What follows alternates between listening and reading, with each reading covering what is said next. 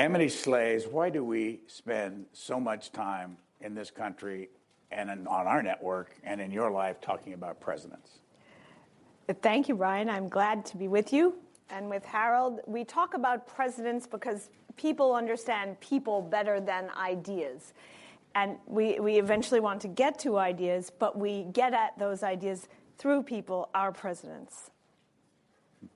Dr. Holzer, as I'm often want to call you, even though you're not a doctor. Thank you for that mixed introduction, and thank you for having me on the show, and welcome to Franklin Roosevelt's home, from which we're broadcasting tonight. Why? I think Amity has it right. I also think that we were blessed to have a first president who was a national hero before he became president and was a touchstone and an icon and created a presidency that was centered on both personality and ideas, but in large measure personality. Everyone since has been measured against George Washington, and we look for extraordinary guidance, leadership, and inspiration from these, so far, men. Talk about this house in a second, but I want to ask Amity, is there a house anywhere for Calvin Coolidge? There is a house for Calvin Coolidge in Plymouth Notch, Vermont. That's near Killington. It's near Woodstock, Vermont, if those are important points for you. And the interesting thing about Coolidge's house is he was sworn into the presidency there by his father, by virtue of his father being a notary public. It couldn't be more American than that. When President Harding died, the president had to be sworn in, and they did it right there by the lamp with the family Bible. So it's a very compelling sight. Brian's been there. I think Harold's probably been there. We welcome all of you. The FDR house. This is one of, I assume, many places dedicated. What is this house? So we are in the carved-out basement, not original to the house, of the townhouse that Franklin D. Roosevelt's mother built as a wedding present for Franklin and Eleanor Roosevelt. Both families moved in 1908. FDR occupied, and his wife Eleanor and their children occupied the east side of the house. FDR's mother stayed in the west side of the house and immediately opened the walls so that, as Eleanor said, my mother-in-law was on our side of the house for the next 25 years, sometimes at the least expected moments. We'll leave that to the imagination. But this was FDR's political base. It was also the home at which he recovered from polio in 1921. FDR's mother wanted him to go to Hyde Park and sort of retire in luxury, or, rustic luxury. Eleanor insisted that he stay here because here he could get his bearings back into society and government politics. The house had two elevators, which made FDR immediately mobile once he got into a wheelchair. Here he ran his campaigns for governor of New York, and here he conducted his campaign for the presidency in 1932. It was his base. And this house, I guess most famously, in terms of historical importance, was the transition headquarters between November 1932 and March 1933, the 4 months interregnum then that separated elections and inaugurations. And upstairs, a few floors, in FDR's modest library, the parameters of the New Deal were forged, argued, and created, including, as I love to tell our audiences here, Social Security created in this very house. For which, thank you. Thank you all. Are you on Social Security? Barely, but yes. Okay. I would not ask Amity that same question. If Calvin Coolidge was here and you could talk with him based on the book that you wrote and the way you look at the world, what would you want to talk to him about? Well, he would want to talk to us about the national debt. And what he would say is, it may not seem as though it matters now, but it might one day. And what do you, plural, plan to do about that? Because Coolidge did manage to, his great feat was not a war. It was not a war victory, but it was a fiscal victory. He actually managed to cut the debt by 1/3, and what's more, he managed to cut the government, Brian, so that after his 67 months in the presidency, the budget was actually lower than when he came in. And the audience always says, is that real, Amity? Is that inflation? Did he restrict the growth of the budget? He actually cut the budget so that the number was lower, notwithstanding a population growth very healthy and economic growth of 4%. It's quite a feat to do that. And at times it may seem it doesn't matter, but it can matter very much, particularly when our currency, for example, is challenged. And we have a scholarship we give to honor Calvin Coolidge. And this year we had 3,400 candidates, and each of them wrote an essay about what Calvin Coolidge would do about the debt. So the point being to acquaint young people with thought about the debt and the knowledge that perhaps they may shoulder some of the burden of the debt. You have spent most of your life thinking and talking and writing about Abraham Lincoln. If he were around, what would you want to talk to him about? Well, first of all, I would forgive him the national debt that he racked up, because he thought of the first federal income tax, excluding state and local deductibility, I might add. Well, I think, again, I'm going to reverse the question and take Amity's approach. What would he want to talk about if he spent a couple of days looking at the headlines and going online, assuming he got into that rather quickly? I think he'd wonder why we haven't settled some of the intractable divisiveness that he encountered and was forced to confront. He would wonder why, when he believed he set the country on a path to racial reconciliation, how that transformed intersectional reconciliation as the priority. What went wrong there in terms of speeding equal opportunity, which was one of the promises of certainly the latter part of the Civil War. I would ask him the questions I've been storing up are, what's with you and your father? But that's just me trying to figure out what that relationship was all about. Why did you pay for a gravestone for your valet, but didn't listen to your stepmother's plea that you pay for a gravestone for your dad? There are some deep-seated problems there that have never been explained. And I guess I would ask, so what's with you and emancipation? Did you always plan somehow to be the liberation president? Wasn't it always in the back of your mind? As someone who said, I've always been anti-slavery, I'm naturally anti-slavery. What was the real end game here? And did the ends justify the means, I guess? Let me go back to what I asked you about the FDR house. How hard is it, and I'll ask both of you, how hard is it to maintain these institutions today? Well, we're very lucky at Roosevelt House. When Franklin Roosevelt's mother died, he, I think, could not bring himself to return to this house. They were very, very close. And FDR put the house up for sale. Eleanor had become very close to the students at Hunter College. This house is a part of Hunter College, which is a part of the City University system in New York. She hung out in the Hunter Library. She brought Hunter girls here for lunch. She only could make grilled cheese, but she made grilled cheese. So FDR put this house up for the staggering cost of $60,000. Eleanor prevailed upon Hunter College to make a bid for the house. FDR lowered the price to $50,000 for a double townhouse on the Upper East Side of Manhattan. And it opened as a multi-faith, interreligious, multiracial place for the female students of Hunter to study, to socialize, to join clubs. And it was that for many years, until the house began to run down inevitably because it wasn't well maintained. And then under our Hunter College president, Jennifer Rabb, money was raised to rehabilitate the house, and now it functions as a public policy center for undergraduates and a center for policy discussion like we're attempting to have tonight. Attempting? Your question is?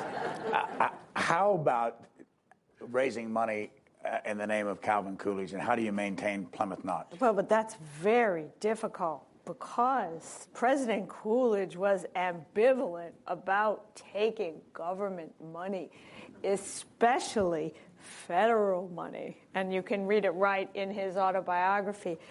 So the question is, did he cut off his nose to spite his historical face, right? He didn't like that idea when his nice friends got together. This was before the law that pays for the presidential libraries to be maintained. His nice friends got together, Clarence Barron of Barron's, the magazine, and so on, and got some money together.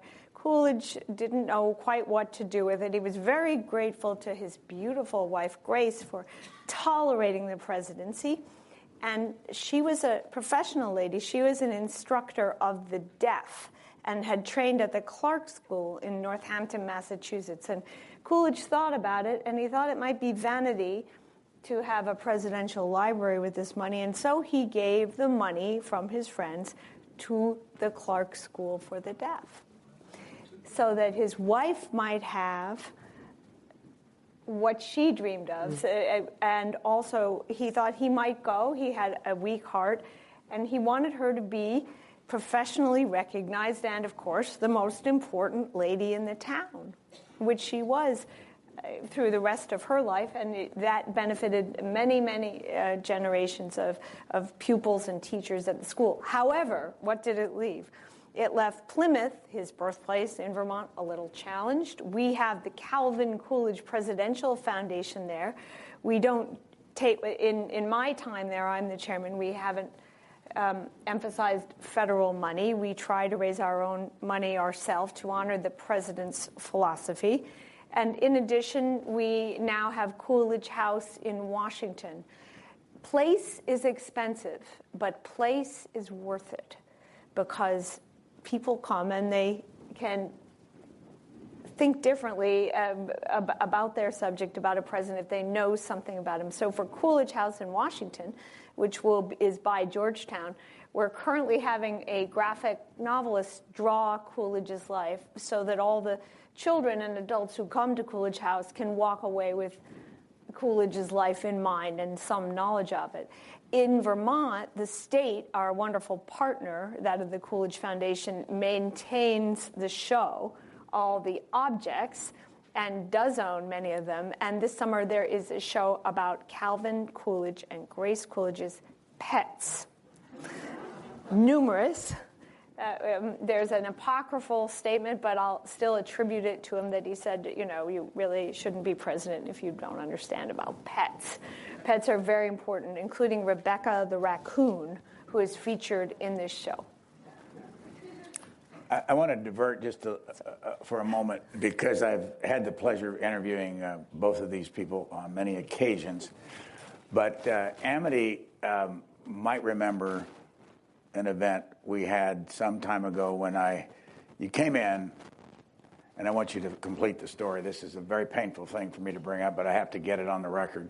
She came in to do the interview in a nice-looking red dress, and she said to me, "This is going to be a very important interview because my grandmother watches this program." Then what happened, Amity? Oh, then the tape did not tape. And Brian put it in the can, but it was blank.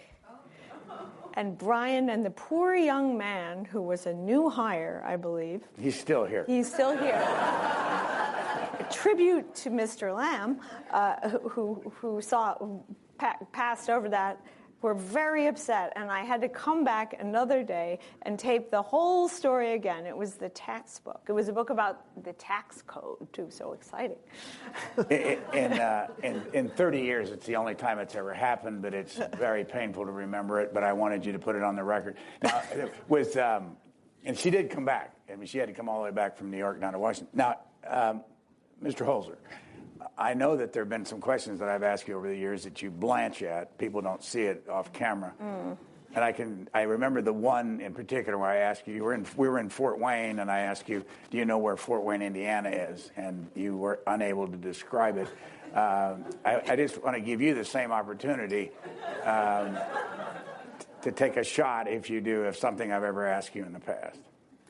You didn't say, you actually said, we're here in Fort Wayne. Harold Holzer, where is Fort Wayne in Indiana? And I said, I don't know. And you said, spoken like a true New Yorker. Painful, painful. What have you said that has pained me or made me blanch, whatever that is? You don't have to go beyond that. That's the first time we were on air, 26 years ago, for some perverse reason, you asked me if my mother worked. And I said, no, she's a housewife. I know, it's a terrible thing to say. I was nervous. I'd never been on C-SPAN before. And she was really upset with me. And she lived till she was almost 100 and never let me forget that I said that. I blame you. But she liked you. She didn't like me that much, but she liked you. That's the first time I've ever heard that story. Can I tell one other story? If you insist. Brian and I like to have dinner in Washington, and Brian is one of the most recognized people in Washington, D.C.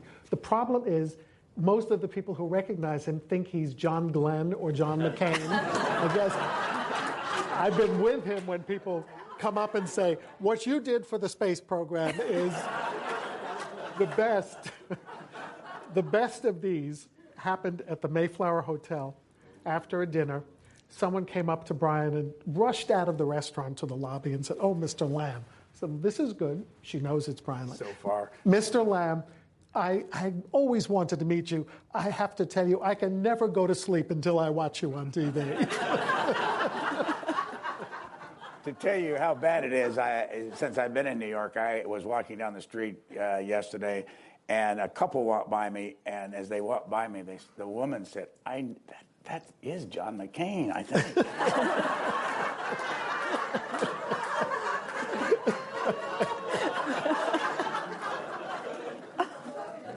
Back to president. If you had, I really want to ask you this question. If you had to pick between FDR and Lincoln, what would you do? Who's writing the check? They obviously belong in the top three. Roosevelt dealt with two emergencies, which in a state of diminished health, which I find extraordinary. Lincoln destroyed his own health working for 4 years on the existential crisis that challenged the country and determined whether it would survive. So I would like to get them both in a room and talk to them both, but I don't choose. I'm privileged to have created an association with Lincoln and to have had this thrust on me unexpectedly 4 years ago and get to work in this inspiring place. In this book that we're fortunate enough to be able to publish, there are 44 historians, and that's the important work in the book, published by Public Affairs and Peter Osnos and company, who have done all of our books over the years. I want to get back. We do have a survey in there, and we don't need to go through the details now, but 27 is Calvin Coolidge. Why do you think he's based? Why he is at 27 instead of either Lincoln at 1 or FDR at 3? Well, thank you for asking that. Of course, I think Coolidge should be in the top 5. And I would defend that. Presidential rankings, bit like any game, up, down. It's zero-sum. If someone goes up, someone must go down. And I would say I think economics features here. And if you think Franklin Roosevelt was a wonderful economist, you think Calvin Coolidge was a poor economist. It's sort of like that. In a way, it's impossible to, but for most people, I would say it's impossible to like both President Roosevelt, be a Roosevelt person, either a TR person or an FDR person, and be a Coolidge person. So it's binary like that, and it oughtn't be. Every president has his charms. So, but what's behind that? There was an economist at Wake Forest named Waples, Whaples, who had a look at what historians thought about presidents, economic historians, and also what economists thought about presidents. And one of the things, he also looked at what they thought about economic events. And about half the economists thought Roosevelt made things better in the Great Depression of the 1930s, and about half thought he made things worse. The New Deal made things worse. If you surveyed historians, people with a PhD in history, more or less most of them would say Roosevelt made it better. So you have a culture in history which tends to the progressive, and the historians have the pens. So that's just the way it goes. You'll notice Grover Cleveland didn't do so well and is doing worse, and that's because history is moving leftward in our adulthood. So I think that's why Coolidge doesn't do so well. His econ is not known or understood. It doesn't fit in the modern framework, even which professional economists have. He's really a pre-war economist, but he is a good economist, and his prosperity was genuine. Could I just comment? No. I'm not going to challenge you. I'm just going to say that the one added element that distinguishes Lincoln, Roosevelt, and others in the top group, as ranked by the historians, is communications ability. And I think the magic of Roosevelt, if you go past the economics, is the extraordinary ability to connect with people, to reassure people in the depths of the Depression that government was working or trying. And even if the Depression didn't technically end until World War II production boomed, those radio addresses, the first of which he gave in this very house the day after the 1932 election, I think fortified people. And Lincoln's extraordinary public letters, which he wrote to individuals but made sure were published in newspapers, gave people a sense of where he was thinking in an age in which presidents did not make speeches or tweet or do any of those things. Communications is key. My guess is that Amity Shlaes will tell you that Calvin Coolidge started on radio and was very successful, but I'll let her tell you. Can I It's say in that? the book. That's why I brought it up. Well, you know what? I wasn't answering the question. I don't rank communicator up there in my 10, but Coolidge was a very good communicator. How do we know that? In 1920, as you know, President Harding passed away, so the vice president, which was Calvin Coolidge, became president. But he had an election in 1924. He had to run himself. And in that election that year, the progressives were doing very well. So there was a third party, La Follette, which sort of Ross Perot-wise was dividing things. And normally when that happens, in our experience, the Democrats win, right? Coolidge took, in that election, because he was so popular, an absolute majority, not a plurality, which meant, that is, he beat the Democrat and a very healthy progressive party at 16 or 17% combined. He was massively popular. The Republican Party had a heart attack when it realized he would not run in 28. He could have. And he was on the radio. What are missing, and they may yet be found, because so much is found nowadays, are recordings of Coolidge on the radio. We don't seem to have those. We have the recordings of FDR, and that became national memory. That's not to say Coolidge was a lovey-dovey person when he entered the room. He was famously spare and restrained, but he was a recognizable type, especially to Midwesterners, actually, a farmer type, which is to say dry humor, didn't say a lot, but much appreciated. So I wouldn't say he was a poor communicator. He was a different kind of communicator. And I'm looking for those radio tapes. There's only one or two I know in existence. One where he praises Charles Lindbergh for when Lindbergh returned, Coolidge loved aviation, particularly civil, because he thought that it was a way to preclude war, to build the world together through airplanes. And the other is a brilliant tax speech, which he made subsequent, very close to the death of his son. I want to dip into the book and quote Gordon Wood, who is a well-known historian, Brown University.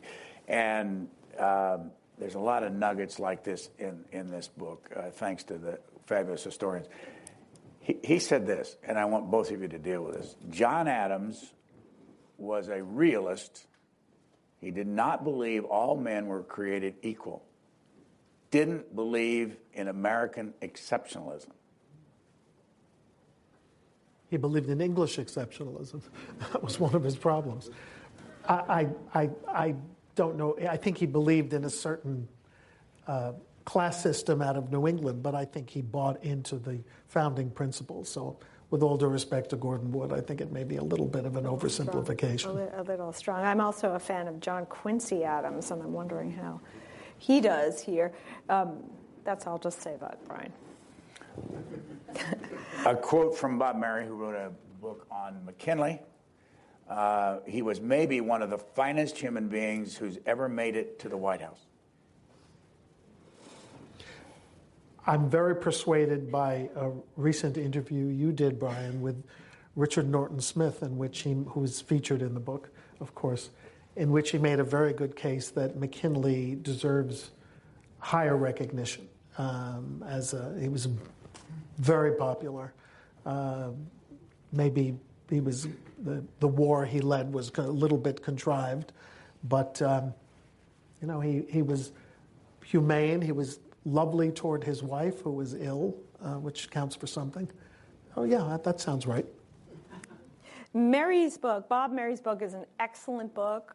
I recommend it. And what he says, one of the big questions is the tariff. The Republicans are the tariff party. The Democrats are the income tax party, even before the income tax. And what he says is that Mary says that McKinley realized the uses of the tariff, but also the limits and damage of it, that he modernized as a man and a president before he was in office and in office. He was the first modern president. So it's a beautiful portrait, the Mary book. In the John Siegenthaler profile of James K. Polk, a one-termer who died 3 months after his presidency, he quotes from the diary, an extensive diary, he says, this is what James K. Polk said, "I know I'm the hardest working man in America, and if I didn't have a cabinet, I can run the government without them." So I take... Does that give you a lead there? No, I'm going to do what I want to do about Polk, which is that Abraham Lincoln loathed James Knox Polk. He thought he was an adventurer, a warmonger, that he lied about the causes of the Mexican-American War, and that he took too much power upon himself in a non-crisis moment. So I think, where is Polk rated in the book? I don't know, but probably below the fold, right? I'll get that. Okay. Go ahead. Well, there's something about that statement that gets at the presidency. Does the president run everything, or does he preside? And I think some of you may remember this Saturday Night Live parody of President Carter being called up by a lady from the post office, I think, somewhere, saying, "President Carter, that is, what is a control freak president? President Carter, my franking machine model so-and-so here in my town and your post office works not." And President Carter says, "Oh, I was just speaking to my cabinet this morning about the qualities of your franking machine, and if you push this button and reset, then your franking machine will work. Great, Mrs. Jones in the post office in Kansas or somewhere." And that, how much does the president run everything is always the question. What I like about Coolidge, I will say, is he delegated ferociously. He really didn't like the tax policy that Andrew Mellon planned, particularly because he thought it might raise too much money and then Congress would have money and the government would grow. But Andrew Mellon, the Treasury Secretary, told him that it was a good tax policy for economic growth. So he said, okay. And that model is very rare nowadays. It's even rare in the Republican Party. The refraining president, kind of interesting. You know, in the Lincoln era, as strongly as he led the government, as identified as he became as the spokesperson for the effort to quell the rebellion and reunite the country, the cabinet was sort of almost like the Israeli cabinet is now. If Lincoln had a policy decision he wanted to make, like the Emancipation Proclamation, he would submit it to the cabinet. In the case of the first Emancipation Proclamation, the cabinet, except for one member, said this is not the right move in July of 1862, and Lincoln acquiesced and tabled it. He soon, well, not soon, but in the next year got past submitting questions because he had fewer cabinet meetings. But cabinets and delegation were serious businesses until modern presidency, the very modern presidency. In our book called The Presidents, David Stewart has a chapter on Andrew Johnson. But I want to go to another book that he wrote. I wanted to use these statistics for a while because I think they're fascinating, called The Summer of 1787, which is a book, obviously, about the Constitutional Convention. And he's got a tremendous number of numbers in there that may or may not interest you to define our country. And to start with, and I'm sure both of you know this, but that 74 men were appointed to participate in the Constitutional Convention. 55 showed up at any given time. 30 stayed the 4 months. 39 signed, 3 didn't, who were there. Rhode Island didn't participate. What does that say, if anything, about how we started when you look at those numbers? And what would happen today, do you think, if the same kind of a call went out and people were asked to participate? I mean, it was tough to get around in those days. I think that those numbers are pretty good, considering the transportation difficulties and the unpleasantness of hanging out in Philadelphia in the summer and all of that thing. I think, again, it's like the caution in the book about judging, and indeed when we do the surveys, about judging presidents by the standards of their own time. By 1787 to 89 standards, getting that kind of a super quorum together is pretty impressive, I think. Well, considering the absence of air conditioning, Claritin, antibiotics, statins. And they kept the windows closed. And they kept the windows, drapes. and they were pretty good. And nowadays, everyone would be there every day, and he would be, or she would be, on her phone. So she would not really be there, would she? So it's a different kind of presence that we have now. Ease getting there, trouble paying attention, really being there when we're being there. Mindfulness. More statistics from David Stewart's book. 29 of these people wore uniforms in the Revolutionary War. 35 were lawyers. 13 involved in trade business. 12 owned managed plantations with slaves. And 24 owned considerable amounts of debt. How does that reflect what you think we are today? Modern America in 1787. I mean, the numbers sound right. I didn't know about the debt. People with debt. That's interesting. We're starting off owing money, which the country did. Question over here, yes. Yes, sir. It seems like we almost deify our early presidents. You said that Washington and Lincoln always come up number 1 and number 2. But I went to elementary school in Brooklyn. When I walked in, there was Washington and there was Lincoln.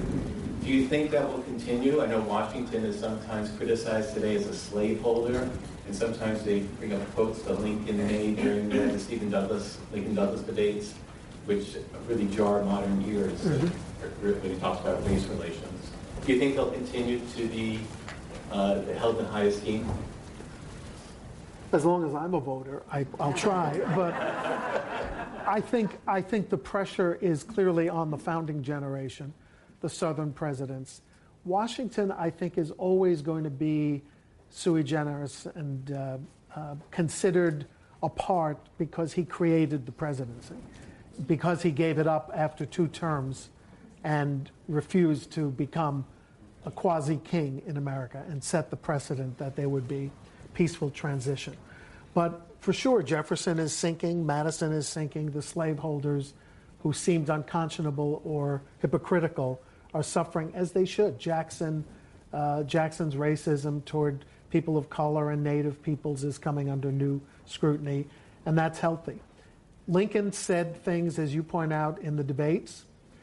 He said things in his presidency when he was trying to to assure himself that white public opinion would accept the Emancipation Proclamation. He renewed his earlier calls for voluntary colonization to Africa and the Caribbean. Again, it's the context of the times. In Lincoln's last speech, he says, "I think the time has come to extend the right to vote to the colored man, especially the very intelligent and those who have fought in the army." So if you look at it by 2019 standards, it sounds like means testing. But if you look at it by 1865 standards, Lincoln is making a statement that was so shocking to one member of the audience, John Wilkes Booth, that he vowed on the spot to kill him rather than accept racial equality. You have a question? I do.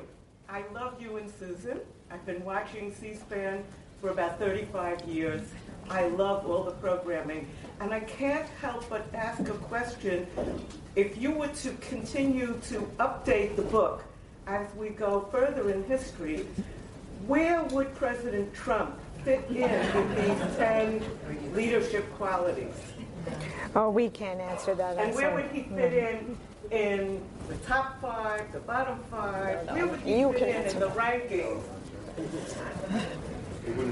First of all, you have to let him finish, right? Presidents are not judged in midstream in the historian survey, so he's ineligible and we're unprepared to answer. Time will tell. The categories are fixed. Communication, I would rate him as one of the greatest communicators in the presidency. Whatever the policies are, he's mastered high technology. He knows how to do scrums with reporters. So that's going to be an example of a ratings factor.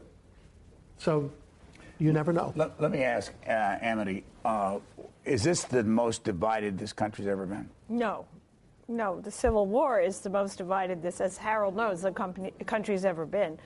It's I think in our adulthood, in my adulthood, it's the most divided school has ever been. That is, what happens to kids in school and what they learn in school, they very much disagree. I think maybe in the 60s there were divisions about civil rights in school, or there were divisions in the past about saluting the flag in school, but now there are divisions about politics in school that are unusual for my adulthood, and I think yours. Next question. Gentleman in the back. Amity, I'd like to know how you came to Calvin Coolidge in terms of a topic for your book and head of the foundation. Thank you for that question. I wrote a history of the 1930s, the New Deal and the Great Depression, called Forgotten Man. And the analysis, the results of my analysis were that something broke in the 1930s. Something good was broken and it didn't really get fixed. And what was it that was good that broke? That was the 1920s. So I worked backwards. The Coolidge book is really the prequel to Forgotten Man. He's the forgotten president or so, like that. And the policies of Coolidge were very valuable. That is, government smaller, low tax. Coolidge cut the marginal tax rate to 25% from a very high figure. We haven't done that since. President Reagan very much admired President Coolidge. But it was particularly Coolidge's model of a restrained presidency, a non-egotistical presidency, that drew me as well. Finally, I will say, because some of this is personal, if you devote several years to writing about someone, you have to have a reason. And I had a boss named Robert Leroy Bartley at the Wall Street Journal, whom Coolidge resembled, I'll put it that way. So Coolidge is the pre-incarnation of this taciturn yet lovely and very forceful and thoughtful editor, Bob Bartley. I knew Coolidge before I knew him through someone actually much younger than Coolidge. And I would guess that's also the Midwestern agricultural type. Coolidge was from Vermont, but Vermont moved to the Midwest, which is to say the man of few words and many thoughts. Question. Yes, sir. Gentleman over here. Thank you very much for this presentation. I wonder whether legacy could be one of the 10 criteria, the overall impact of the individual on the future. And I think I'll just mention one, President Wilson by name, who, notwithstanding lofty rhetoric and initial legislative success, left a legacy of racism, a sign of the times, but nonetheless racism, an inability to get the League of Nations passed, the disaster of Versailles, and of course the precedent of his incapacity. So legacy and in connection with. Well, I think the legacy question is dealt with in the various categories because the implicit judgment is made based on legacy because we're not there. But I think you found a perfect moment to talk about Wilson, so as long as you brought him up. The man who lived in this house left here, Franklin Roosevelt, to work for Woodrow Wilson as Assistant Secretary of the Navy and rented the house out for the duration of his service in Washington. Eleanor became a Red Cross nurse. FDR deeply admired Wilson and deeply admired Theodore Roosevelt, as opposite as they were in approach to the presidency, in ability to communicate and persuade. Roosevelt did find great things about Wilson. He found him deeply inspiring. I absolutely agree with you about the racism. I've been investigating Wilson and his relations with the press, and the racism is deeply troubling, and it was deeply ingrained. He was a Southern man. He remembered hearing his parents talking about Lincoln's election and the fact that they would have to leave the Union to protect slavery. So it was deeply ingrained. He was the last Civil War president, the last Civil War Southerner to occupy the White House, as long as you brought him up. Amity, legacy? Well, legacy, I think Harold is saying it, legacy shifts. Someone may be enormously popular when he leaves office, as Coolidge was, and appear to have great legacy. 10 years later, we say, who was that? Who was Eisenhower? Until we got a few good biographies of Eisenhower. I want to mention Evan Thomas's book, too. I think I agree. Legacy is implicit in the other ratings. Question? Yeah. Yes. Another unexpected president that I don't think you've mentioned, Harry Truman, legacy stand. You want to start, Amity? Currently, I'm writing a book about Great Society, and it has an unexpected hero. Flawed hero, but much loved, and that is Walter Reuther of the United Auto Workers. Not much known. We used to hear about him every night in the news, every single night. And what I look at in Great Society is what about the labor movement? What happened to organized labor, which was 25% of our workforce? So I'm interested in Truman myself because he objected to an important law relating to labor, the Taft-Hartley Act, which weakened the Wagner Act of FDR. And I don't side with him. I actually did like Taft-Hartley, so to speak, before I was born. But I saw how he agonized over it, and I have great respect for the pro-labor view, too, for the union view, as part of the United States history, as part of who we are, and so on. So I like Truman better than I should for who he was, for his earnest, serious, uncynical attitude towards the presidency. I think Michael Beschloss has written astonishingly about Truman. How did this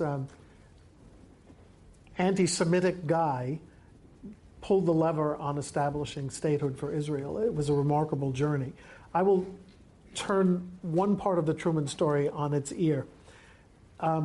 Abraham Lincoln's greatest mistake was probably either tolerating or encouraging the nomination of Andrew Johnson as his second vice president. He wasn't well. He should have thought a little more closely about the issue of succession and about legacy. He chose the only Southern senator who had not defected to the Confederacy, even though he was a Democrat, not a Republican. Even though he was deeply racist, I don't think he basically spent any time talking to him. Magically, Franklin Roosevelt chose Harry Truman. And we know his hand was on that because he made the selection. I don't know why he saw possibility in Truman. He certainly knew of his own frailty, and he, I'm sure, knew. He didn't expect to live through his third term. He didn't expect, certainly, to survive his fourth, and thought maybe he would resign in the middle of the presidency if the war ended. He wanted to see Allied victory through. So it's just a remarkable thing that he found this amazing man who seemed greater than the sum of his parts. We have about 8 minutes left. A couple questions in the back. Yes, sir. I wonder if you could comment on Robert Caro's suggestion that those who exercise power take great attention to mask it, insofar as that masking or that subterfuge impacts upon the ratings that you've given. I'm thinking particularly of Dwight Eisenhower, who particularly at one time was viewed not to be very articulate and so on. And now apparently we see he was much smarter than a lot of people thought he was. Could you comment upon that? Thinking of Caro's comment about those who operate sort of in a big fog, but nonetheless know where they're going. Do you want to go first? Well, it sounds a little sinister the way you put it. But a good leader may want to retreat so others may play their roles. They may play roles the good leader supports, right? The good leader selected them, but nonetheless. That happens frequently in the presidency, that the president is behind it all. I'm very fresh on Lyndon Johnson because of this Great Society book, and he is a president who does not hide his leadership very well. So I first became interested in government when Kennedy ran for president, and to an 11-year-old, Eisenhower seemed a doddering person who was no longer a strong leader. But 75 years ago, this June of 2019, he led the largest military operation in the history of the world. Let's not forget that, at D-Day. And I think historians love him because he said, "Beware of the military-industrial complex." That is the most image or reputationally enhancing factor about Eisenhower. Lincoln said at one point, disingenuously, I think, "I do not claim to have controlled events. Events have plainly controlled me." He said that as a way of garnering support for emancipation as a policy that was sort of an add-on to the original rationale for prosecuting the Civil War, simply to restore the Union. So smart leaders run a little bit behind their own advanced policies, which I think Lincoln did. As we said earlier, that James Buchanan has been listed as the worst president in history in almost everybody's survey for a long time. And Robert Strauss, the gentleman sitting over here, I want to get a mic over here so that we can ask him how offended he is by the fact that James Buchanan always comes in last. Robert Strauss came up to this event from New Jersey today. Go ahead. Offended? No. I mean, everybody has to give an elevator pitch. I covered television for a while as a journalist, and so I went to my agent and I said, and given the time, I said, half of America thinks Barack Obama is the worst president, and half of them think George Bush is the worst president, but neither of them started the Civil War. So that's sort of how I approached it. It seemed at every turn, like every fork in the road, he took the wrong one. Amazing proclivity of making bad decisions.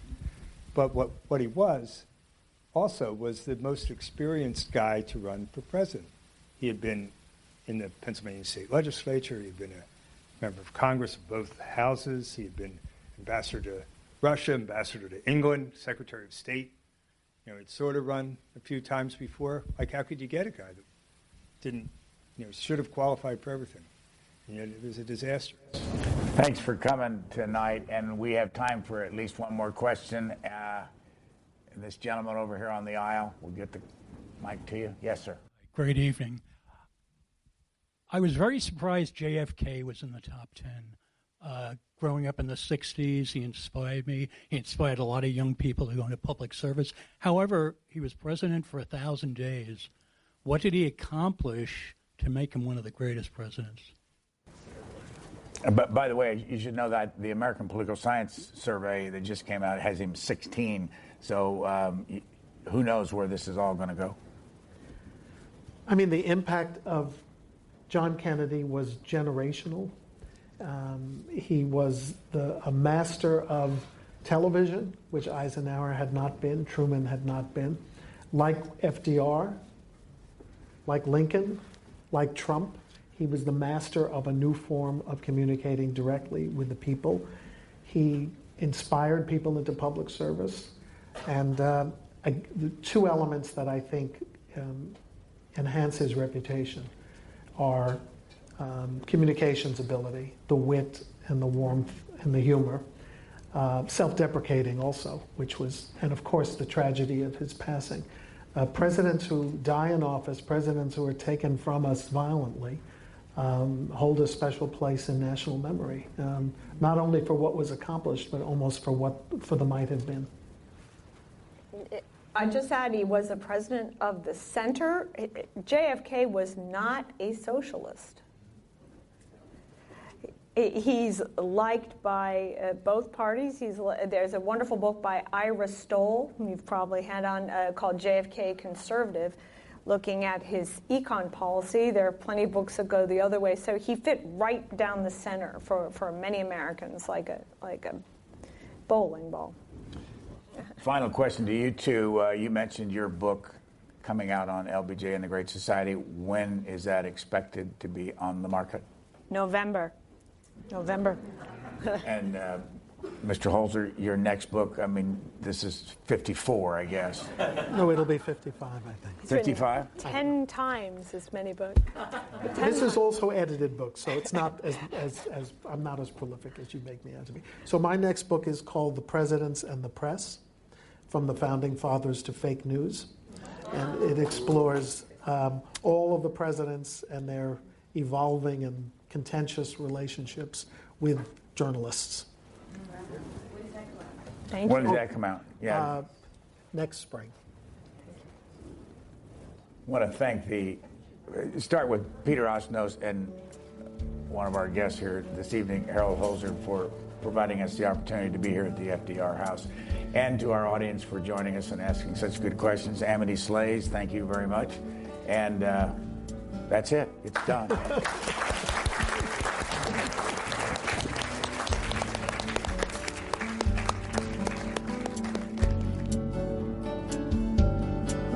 All Q&A programs are available on our website or as a podcast at cspan.org.